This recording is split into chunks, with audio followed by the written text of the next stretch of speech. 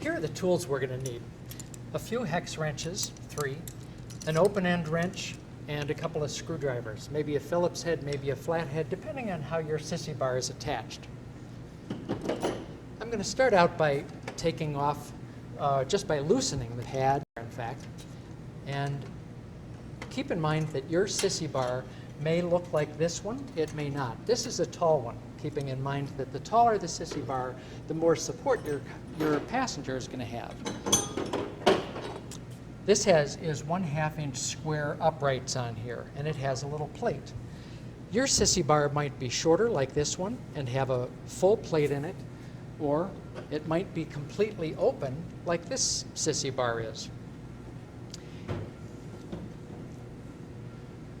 So we're going to start out by putting on the clamp caps.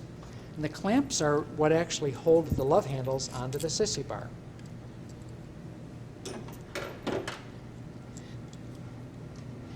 And because this one has the plate, we're going to open these clamps up just a little bit, slide the forward part in between the pad and the back of the sissy bar, and do the same thing with both right and left.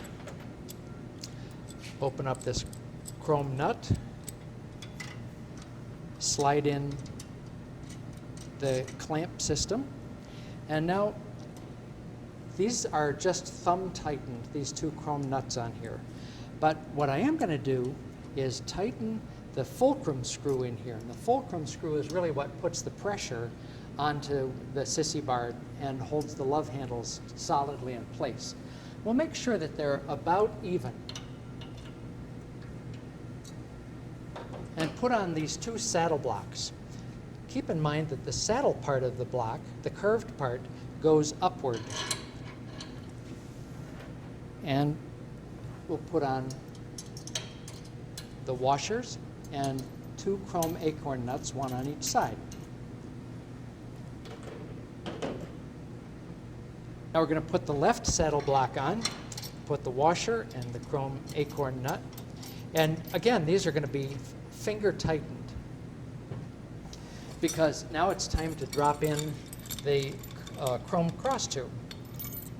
You see that these 2 bolts slide back and forth, and we simply drop those bolts down through the saddle blocks and position it pretty much in the center of the bike. And now we're going to put the washers and nuts beneath the saddle blocks and tighten those up hand tight.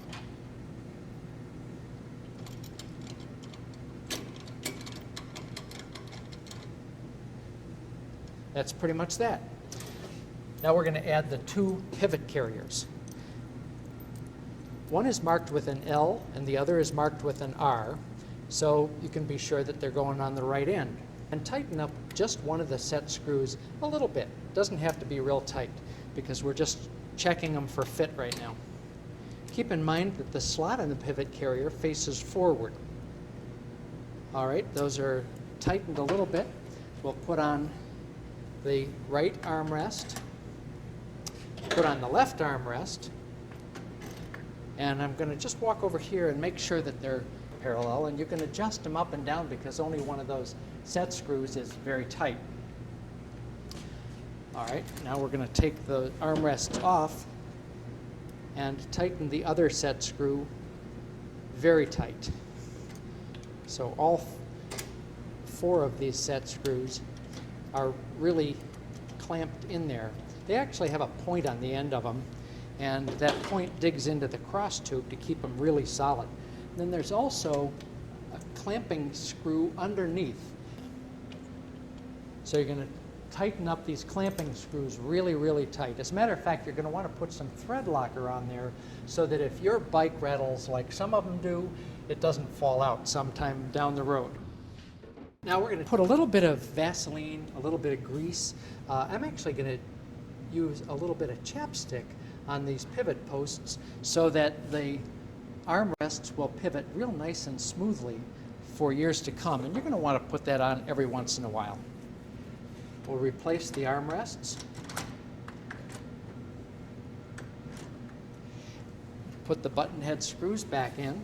Oops, sorry, we need to put some thread locker in each side.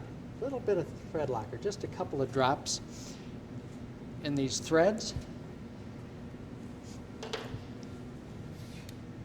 Now put the button head screw and the washer back in and tighten those up real well.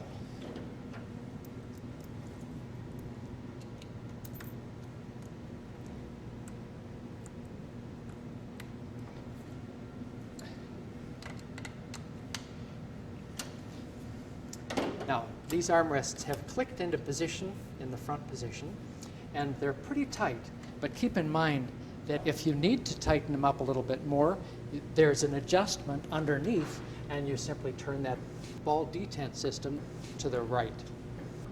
Turn that with a flathead screwdriver a little bit, and that'll make them a little bit tighter. All right, now that everything is tight on the cross tube, we'll come back and tighten up these two nuts and these two nuts. And if your bike rattles a lot, you're going to want to put some thread locker on these as well. And now everything is good and solid, and you are ready to ride.